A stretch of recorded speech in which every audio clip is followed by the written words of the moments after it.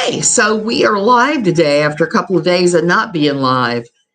I am in full on clean the house, get everything ready for my family mode because they're coming here tomorrow around noon. So I'm excited about that. I may not be on much in the next week. I don't know. It just depends on what happens and what we're doing what day. So if you don't know who I am, I'm Suzanne Titkemeyer. I used to write a column called No Longer Quivering for Pathos almost 10 long years. And now I'm not doing that. I'm working on a book and I'm doing a variety of other things. I'm doing this a little bit too. I wanted to say, oh, don't bully anybody I'm going to talk about here. These are just all my opinions. Some of them are considered opinions that I have for various reasons, and some of them I have to explain. Okay, post Thanksgiving for you people in America or in American communities. I hope it was good for you. Ours was pretty good. I was sick most of the day, but managed to go to the community dinner in the evening and get my turkey on. So I was happy about that. I'm not happy about the fact that my darling husband ate 10, count them, 10 deviled eggs between about midnight last night and 7 a.m. this morning. I'm less than thrilled about that because I only held back a dozen for us. So now there's two, and you're making rum balls, Christine. Good way to go. I'm getting ready to sweep mop. I've done everything I can do for my family arriving. I just need to sweep mop. That's always my last thing to do and finish cleaning the kitchen real quick. And berate my husband for his egg piggery. I'm gonna have to make my own and put them aside so he didn't know where they are. A lot of people are asking me about teal swan. I want to get that out of the way too, because I really don't want to have to keep talking about she who cannot be mentioned. Okay, she who had not been mentioned is making claims about having followed teal swan and written about her and talked about her in videos and receiving a pile of cease and desists. Says that she went ahead and removed what she had of teal swan. I can say conclusively she never wrote about teal swan for Pathos. That never happened. So if she's claiming that, she's wrong. I never saw anything remotely like that. And I used to look at this person's column every day just to see what she was up to. No teal swan there whatsoever. I want to say that she did one or two videos about teal, but that wouldn't have been 4 years ago. 4 years ago, she was barely writing for Pathos, and she wasn't even doing YouTube. The YouTube thing, I think she started maybe about 2018, 2000, well, not 2018, 2019, maybe. And I don't think she seriously did it hard until early 2000s, maybe.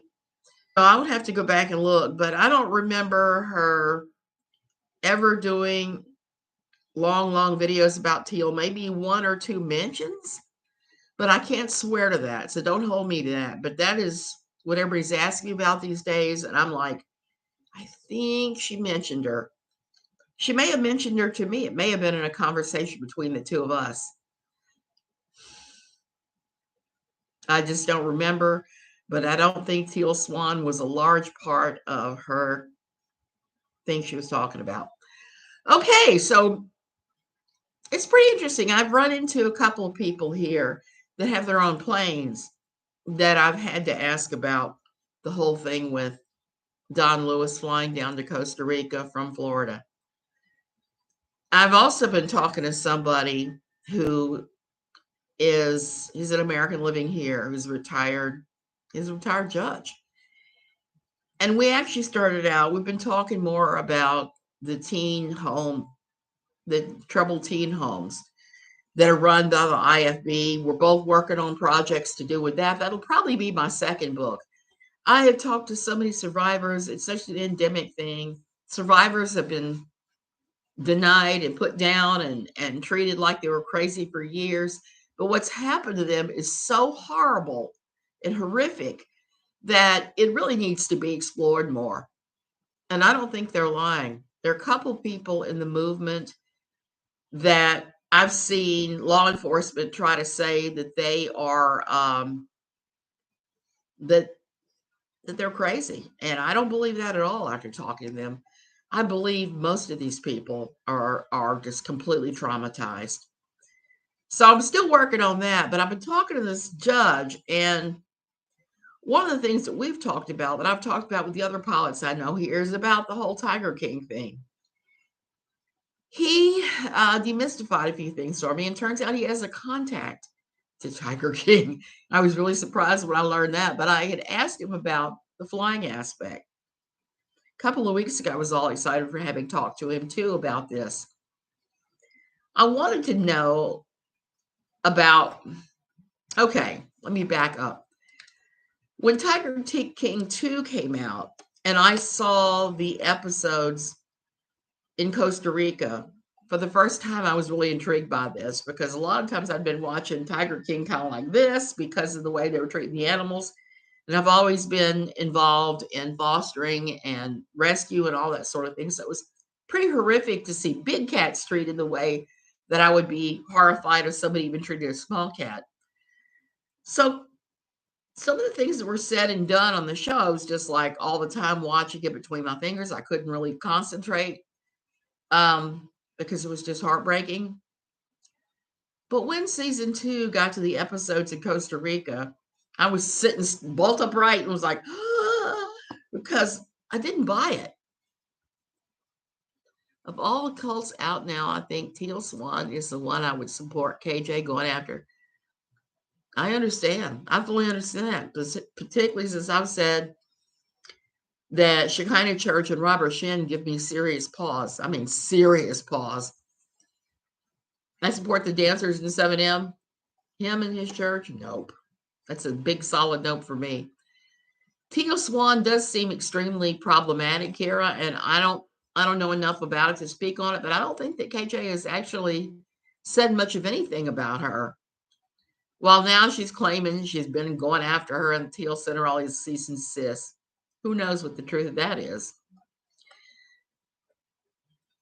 Okay, Kara. I'm going to talk more about that later anyway. So going back to Tiger King. So I wasn't really drawn in until I saw the episodes filmed in Costa Rica where they were talking to the two guys that had worked with Don Lewis here. And Don Lewis was supposedly flying in these giant boxes of cash with clothing on top. I've been talking to my contacts about that because this guy in San Jose, this Tico that clearly is what I would call the scam inside. He looks like somebody that if he came up and tried to sell me a tour, I'd be going, no, get away from me, dude. Get away from me. Because there are certain class Ticos here. And thankfully, there aren't that many except in very touristy areas where they look at you and it was like they see an American and go, cha-ching, cha-ching, money. I'm going to help you. I'm going to translate. I'm going to do X, Y, and Z. I'm going to be your property manager.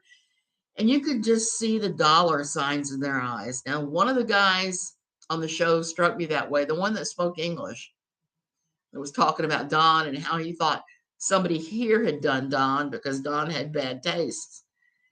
And I've heard this about Don, that he had taste for underage, and I don't know how true that is either because I can't confirm it. But it seems likely. The one that I really had to listen hard to was the guy who worked for him at the farm in Bagasis, who said he had never heard or seen, had nor hair of Don after 1997. I heard the other day that the land that Don had there in Bagasis, they're thinking about putting a huge gringo type subdivision there, which really surprises me because Bagasis is not exactly, it's not exactly gringo central, except that it is like 10 minutes away from Liberia. And if you are a gringo here, you're going to want to live within driving distance of a bigger shopping city. So maybe that would make sense. And they're only 10 minutes or so from Liberia, where we have one of the two international airports here. Two of the three, I should say. One of the three. And that's what I wanted to talk about as far as Don Lewis flying in. And this first Tico saying that he was landing on banana strips and illegally bringing all his money in. Now, sure enough, some of that stuff did happen in those days. But I want to point something out. This is something that one of my friends who's a pilot pointed out. The U.S. government pretty much monitors planes going hither and yon. There's radar pretty much mapped a lot of the world. A lot of the developed world has mapped out radar. The radar they have going around in Costa Rica covers the entire country. There's no way you can bring a little plane in here, even probably at that point, and not be caught by radar. Now, there are ways to get around that in the past, I was told, by people who've done it, who I'm not going to mention, where they would fly into Costa Rican airspace and would do something like land at Tomas Bolano Airport in San Jose, which is a little tiny airport. I land there when I fly out of Tamarindo and fly into San Jose because it's a 5-hour drive. It's like, I don't know, half hour in the air, something like that. So if I have to go down there now for a doctor's appointment, I just pay the $70 and take the plane. It's just not worth it to me to spend all those hours driving when I could just fly on down. So I'm having trouble breathing today. Side ramble. Okay, so they're having all these problems with drug smugglers and with people bringing in guns for, you remember the Iran-Contra affair. People bringing in guns and guns parts for the Sandinistas who couldn't land them in Nicaragua. That did, sure enough, go on, even though there was the radar that was all over the place here and was catching everybody flying in and out. A lot of that has gone down. And like I said, people would fly into Tomas Bolano Airport, which was a little smaller one. Or at the time, the Limon Airport had international service, so you could fly into there. I don't think they do anymore, I've been told. And people have said that you can cross somebody's hand with enough dollars and dólares and get waved on in. And I could see where that would happen. I don't think it happens now. I've been told that they are very strict on everything now. They don't want any possibility of any drug running, gun running, nothing like that. So the way it's set up now is a little bit different, a lot harder to come in and out with this crap. And even back then, it would have been notable had he been doing that. Now, had he been arriving at banana strips, he would have probably had to declare elsewhere first, like Tomas Bolano Airport. So my friend was pointing out that his airplane was in its spot. He never took the airplane out. And he never finished his shipment for Costa Rica. He didn't finish packing it. He must really be having nightmares over there, making noise. So his plane never left where he had it anchored there in Florida. The plane never left. It never arrived here. There's no record of it. And I wanted to point out that it was pointed out to me that that document that Carole Baskin is showing that she says is from Homeland Security might be nightmares of the iguanas. She doesn't fool with them. It's Stinky that does. He gets bitten all the time. And I'm just like, oh my God, leave the iguana alone. So the document that Carole Baskin is showing that she says is from Homeland Security, they told her that he was here. She has never let anybody examine that document. It's never been authenticated. And people I know in law enforcement have said that they just don't issue documents like that. So there's some small belief going on and that that document may be forged. As my judge friend said, follow the money. Follow the money every time. That will tell you the truth of the matter. If you follow the money of this entire thing, it always leads back.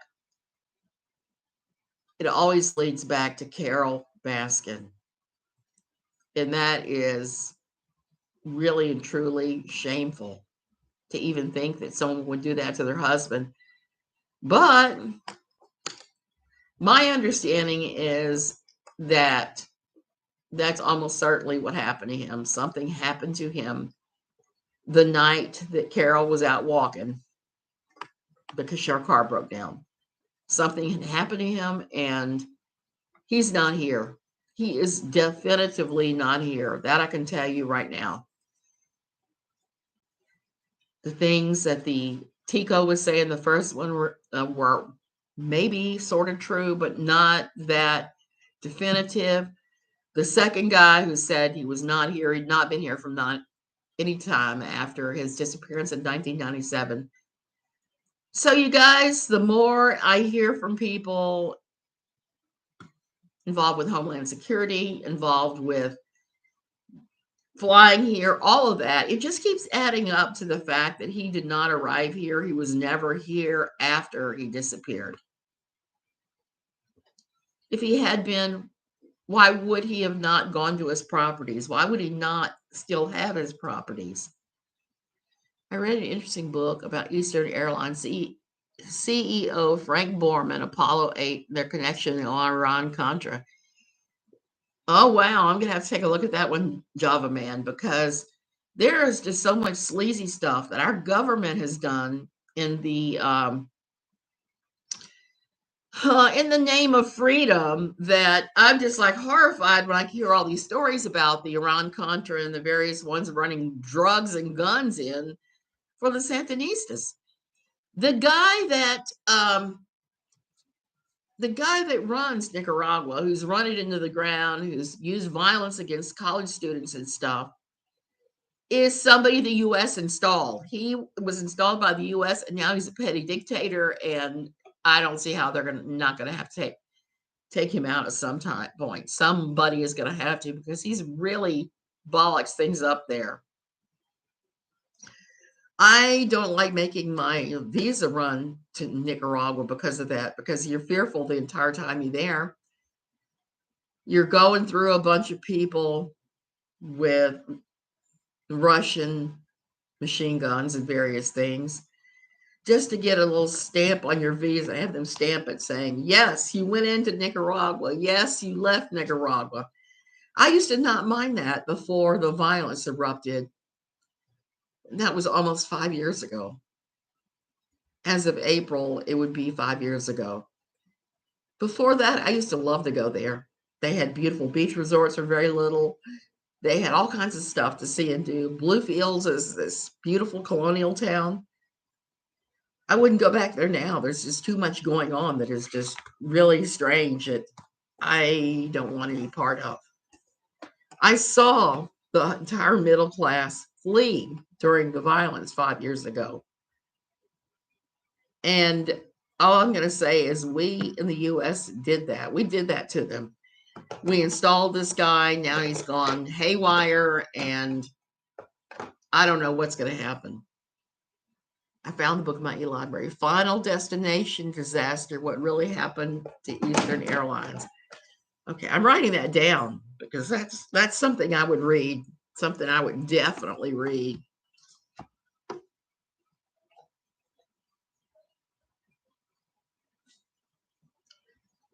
So now I'm going to circle back to the whole thing with our dear friend and Teal Swan. Has anybody actually heard her speak about Teal Swan? Because I certainly, like I said, I think that she did, but I think it was a very limited way. I gotta say, Eastern was terrible. Of all the airlines that have flown in my life, I think Eastern was the worst flight I ever had. Flying out of JFK in the middle of a thunderstorm where everybody and their brother, such bad weather is canceled, and I ended up rebooked on on Eastern. It was I'd flown in on Delta, I think, and this was like 1980, 81. And I spent the entire flight with my barf bag on my lap. So why would you fly in that kind of weather? I had to get back to work the next day in Louisiana. So that's the only reason I took them. Never again. And I never did fly them again after that. So, yeah, I seem to remember she said something about teal swan, but like I said, I'm not sure if it was in a conversation we were having and she mentioned her, or if she actually did a video about teal swan. But I believe Netflix has a documentary now about it, and not about her mentioning teal swan, but about teal swan. Apparently, there's some really horrific things that have gone on among her friends. I don't listen to her anymore. Profiling Evil was my introduction to teal swan, but yeah. Kira, I'm fascinated by them too because I came out of an American CULT. I gotta see who this is. This is constantly PMing me. I can hear. I gotta make sure it's not one of my kids because they're flying in tomorrow. And I sent her, oh no, never mind. I sent her a ton of information about what she has to say when she goes through Immigrazione because they're gonna want to know where she's staying, and I gave her my address. History enthusiast and John Dillon on Mormon Stories podcast. Eastern preferred to hire male flight attendants early in its history. The reason was that female ones would get married, have kids, and leave. Talk about some sexist. There you go. There you go. I had a friend who was a male flight attendant. He was a really strange and frustrated guy. He was part of our little CULT church, our high demand religious organization. He and his wife married and divorced like 3 times in the time I knew them. They were both flight attendants with children, flight attendants with children.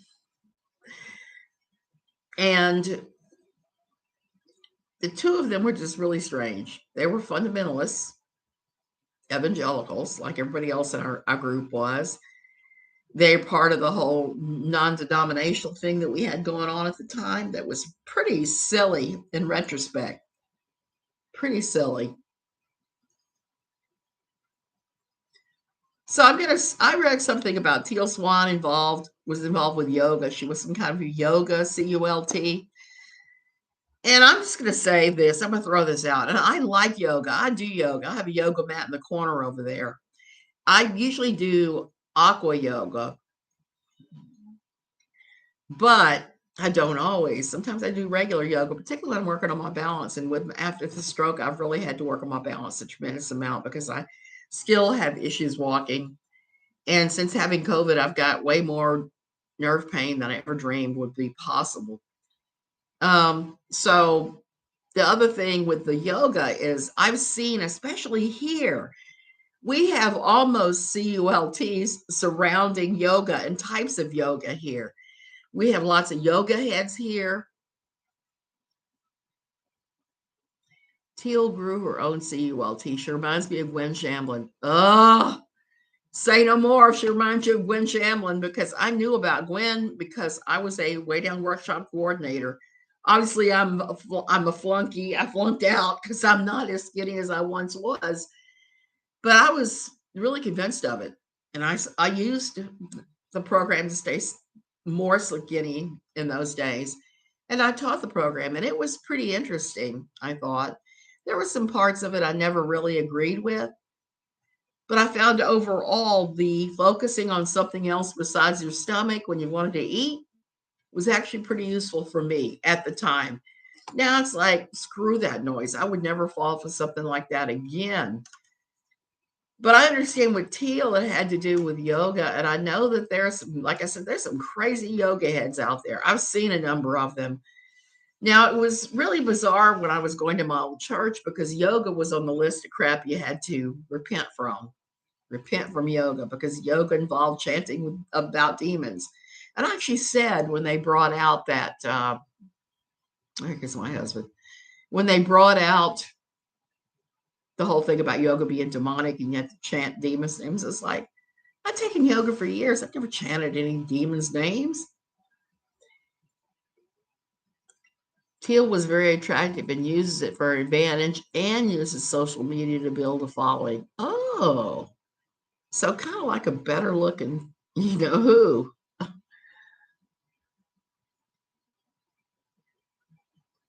Yeah, Java man, I can see that Easter was not being progressive, even though they were trying to be. My friends who were flight attendants were flight attendants with not Eastern, but another with United because they got screwed at the end. United did away with their pensions after they both worked there for years and years and years and years and years. United really hosed their workers, and they're still in business. They merged with my other least favorite airline that I used to have to fly a lot when I went down to Baton Rouge to see my mother, Continental. Continental used to just piss me off. Just the way they ran their business, the way they ran their planes, it was just not good. Did you did you choke on demon names? I don't know if I choked on them or not, but I just we never chanted. We never did the chanting and the Om and all that. We just never did. I used to I started doing yoga when I was in my late teens, when I was a new mother, as a way of coping with the awfulness of my life. I've said before, I was married very young to a guy who was a lot older than me, a lot more sophisticated, who pretty much seduced me into it. And he was very controlling. One of the few times that I had control of my own life was twice a day when Lilias Yoga and You came on PBS. I would strap the baby into the swing and I would do yoga for 30 minutes. And it was transformative for me because it gave me something else to focus upon. And I started to really follow yoga at that point in my life. And I needed it. It's like years later, I saw the story of Tina Turner, where she was talking about the point where she started meditating and how transformative that was for her. Well, the yoga was the same for me. And it had to do with the fact that I was in horrible circumstances, just like Tina had been in pretty horrible circumstances, and being severely controlled by somebody who was not very good for me. Hey, Prairie, perhaps the people who made the rule had never been in an actual yoga session. I would say so, Java Man, because this was all in a book by Neil T. Anderson called The Bondage Breakers. It came with a workbook, and the workbook was what we all had to do at our old church.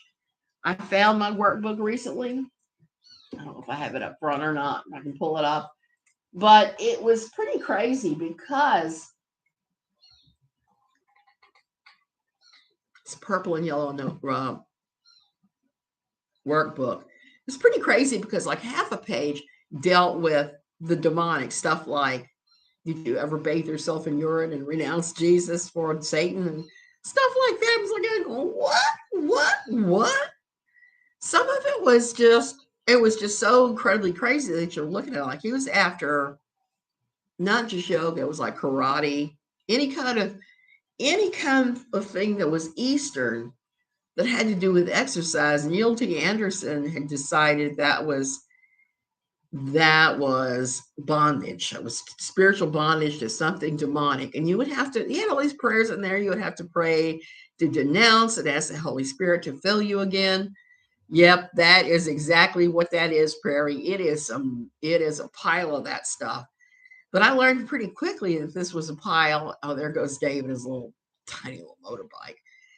I learned very quickly that I thought it was BS, and I tried to speak up. I tried to say, hey, why is this going on? Why are you saying these things? This is not true. I kept thinking about my early yoga experiences and saying, hey, this isn't true at all about yoga. You guys have got this wrong, only to be shouted down and said, it's demons, it's demons. You got to repent from it right now. I'm like, sounds like cleansing stream. That one, that one was promoted too. We had people at our church that did cleansing stream. There was all kinds of these different things that they promoted at our church, and basically a lot of them were some type of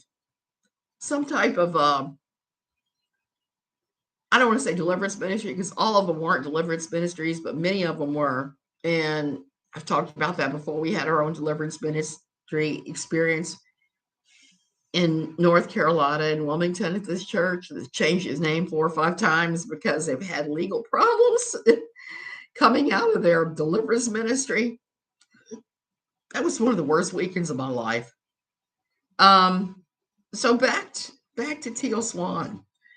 In the coming days, I'm going to take a look and see who she is. I just wrote her off as another pretty face that was saying positive platitudes that were largely meaningless and then mixing yoga and other philosophies with that. And hey, Grace Peter, I think it's all nonsense. Being delivered from difficulty is almost always an educational process that transpires in real life. Exactly. And I think the funniest thing for us about the whole deliverance thing that we never even realized until later is the things that we were told we needed to be delivered from or that we liked were the biggest pile of horse hockey you ever laid eyes on. They told my husband that he liked fishing. I can tell you that's not true. He doesn't like fishing. He once staffed a fishing camp that a friend of ours runs for 2 weeks, and he fished and came back and told me how incredibly weird that was. Horse hockey is just, a nice way of saying the stuff that comes out of the bull that YouTube doesn't let you talk about. So it's there. It's there. It's just a bunch of garbage. So I have a feeling that when I do a deep dive on Teal Swan, I'm going to find positive affirmations, yoga, and stupidity, particularly if she's like Gwen Shamblin. Gwen could misuse scriptures like no one I've ever seen, like most CULT leaders. And what was interesting about Gwen is she managed to mix some old-fashioned shaming in with her, hey, let's lose weight. Let's lose weight with Jesus ministry. And it just never worked out right. It was always strange. I always felt bad for Gwen because it was pretty obvious early on. Well, not early on. It took a while to realize it, but it was pretty obvious by the time she hooked up with Joe that there was mental illness driving that bus. It wasn't just, hey, I have a new take on the scriptures to help you lose weight, but it was like something has seriously happened to this woman. It was not quite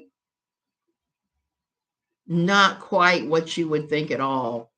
It reminds me of the Simpsons Halloween special. Grandpa said, that toy is evil. And Bart said, that is what you say about all toys. And Grandpa said, I just want attention. That's exactly right.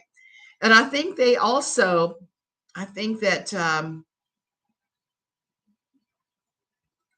quite a lot of good there. Yeah, chew the meat, spit out the bones. Exactly. Exactly. And that's what you have to do with all these things. And so many Christians come up with these things, they decide to market them, just like apparently Teal Swan is marketing whatever her thing is. And because she's beautiful, she gets more people to listen to her as a result. When you're beautiful and young, you can say stupid stuff and get away with it because you are beautiful and young, and people will look and people will pay attention. I'm sorry, there is a male woodpecker that keeps coming to the bird bath right in front of my window, and I'm like, because you never see him. Um, so Teal Swan, we're going to take a look. Any social media, especially TikTok, brings in young followers. And see, that's the thing. Right now, we're in a weird time, I think, where there is some kinds of social media that do better than others, and they're different social medias for different age groups. I mean, at this point, I think everybody can agree that MySpace is dead. Facebook is old timers like myself using it to share baby photos and recipes and political stuff. It's rather sedate compared to Twitter that seems to attract more of a 40-ish crowd, 30-ish, and seems to be a lot of rock throwing and dirty names now. Then you got Elon Musk. Elon Musk that's messing around with this crap. My husband keeps reminding me that I just don't know his name. I just don't pay any attention. It's a problem, even though he did block me on Twitter because I got onto him about something he was saying. Teal uses TikTok. That's what I've heard. And TikTok is mostly for young people. Even though I gotta say, one of my kids loves TikTok, and they're not that young, and they post all kinds of videos about their cats. They post their cats on TikTok, and I've teased her and said, that's like the most old ladyish thing you could do is to take pictures and videos of your cats and post them on social media. Elon has a very fragile ego, Java man, so I've realized. And that's made me laugh because he's talked about how he wants Twitter to be send embargoes with no limits. So cautious about sharing little kid pics because the deep fakes and people like little kids the wrong way. Exactly, Prairie. I've gotten to where I don't like to share anything about family members besides my husband. He's here with me. He's harmless. But I don't like to share anything. I mean, I'm saying my kids are coming. I'm not telling you their names or ages, which ones it is, because there's just so many weirdos. There's so many weirdos out there that go real life on everything. And anything. They really do. Trying to decipher my notes from the other day. That is the problem when I'm talking to people on the phone and they're giving me information. If I ever got into trouble with the police, they had to seize my notebooks. Oh my God, they would think I am a twisted asshole because I have definitely got some strange shit written down, from books to other stuff to different types of things. Like here, I've got a bunch of stuff about the Circle of Hope homes and reservation, which I can't even find any record of. So Teal Swan, you, however, free to say that he is the best thing ever. Absolutely. Elon wants us to say he's the best thing ever. And when I was criticizing him for saying that he wanted to buy Coca-Cola, put cocaine back in the formula, apparently he's rather thin-skinned, that he couldn't handle the pushback of a disabled little old lady who lives in the tropics. Because I got blocked. Every writer's notebook was great. I know that. I keep them all, but they do look gray. They look gray. Wish Elon true self-esteem. No kidding. And the sad thing is he's actually had some good ideas that he's just gone ahead and driven into the ground and screwed them up. I always thought I wanted one of his cars. Now there's no way you could pay me to take one. Free speech. Prairie, I am blocked by all the best people, except for, oddly enough, Donald Trump Jr. did not block me. And I wasn't always complimentary to him either when I tweeted at him. Sometimes I was downright rude and hateful, and I got to give poor Don Jr. credit. He never blocked me. Probably should have. Even though he did make a couple of good points about a few things, I'd say, sadly, I agree with you. I never thought that Twitter would be Elon's Waterloo. Java man, I didn't either. Even when he announced at first he was going to try to buy it. Because everybody said that the deal was not going to go through, that there was no way in hell that Elon would ever be able to bring up enough money, because it was, I don't know, billions of dollars or something. And it just looked like it was not going to happen. And then when it happened, everybody was like, okay, so now what? And now it seems like it's a speedboat that he's driving straight into the bank. He's determined to crash it. I don't know if you signed up for any additional social media programs, but Lord knows I did, because I think that Twitter may go away at some point. I signed up for Tribal and for Mastodon, I think it was. There's a person here interacts with Trumps regularly. They're not as big of a-holes to interact with. It's just a projected persona, in my humble opinion. I kind of think that that may be it, at least with Junior. I don't know about the rest of them. Junior would be the only one I'd ever be interested in sitting down and talking to anyway, because he's the only one that's ever worked a real job. I mean, for a while there, he had turned his back on his father and his father's wealth and was working bartending and stuff. In Colorado, had turned his back on the family money, and that takes some gumption. I'm just going to tell you, from struggling with my own family, I know what that takes, and that takes some determination and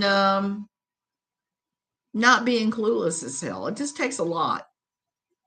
As long as you're not a contractor that's going to get and trying to get an agreed upon payment. Oh my goodness, that's true. Very true. I will say this: back when I was job hunting the last time in the DC area, shooting my resume everywhere, one of the ones that contacted me that I had not contacted was the Trump organization. They were trying to fill some office kind of positions at Trump National. And I just was like, nope, even back then.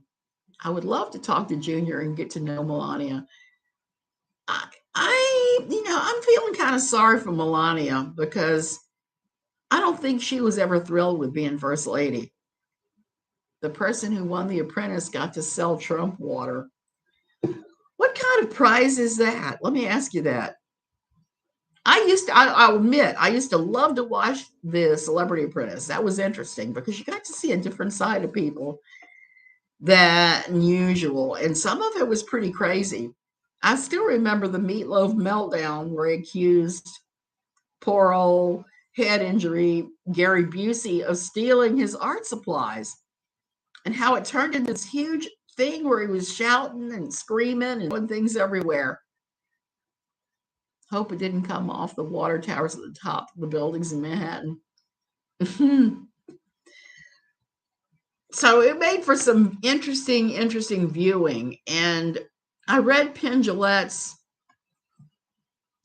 He sat there and Clay Aiken was jumping on his shit. I remember watching that and going, Penn, say something. Don't let this ridiculous little attention whore step on you like that. But he said nothing. Well, he said in his book, it was just at that moment of ego depletion where he just couldn't anymore. And everything I've read about the show, apparently copious alcohol is provided, like on a lot of reality TV. I've always thought that Surreal Life was one of the few that I watched. And you could tell copious alcohol was pushed there because of things like Mini-Me riding his hover around into the wall and then peeing on something. It was just weird. And you're like, these people are unbelievably drunk. Wow. So now Teal Swan has a premium subscription. I wonder what that entails. I have to wonder about her because everything I'm seeing seems like positive affirmations and that sort of thing. I'm going to have to look up and see if I can find any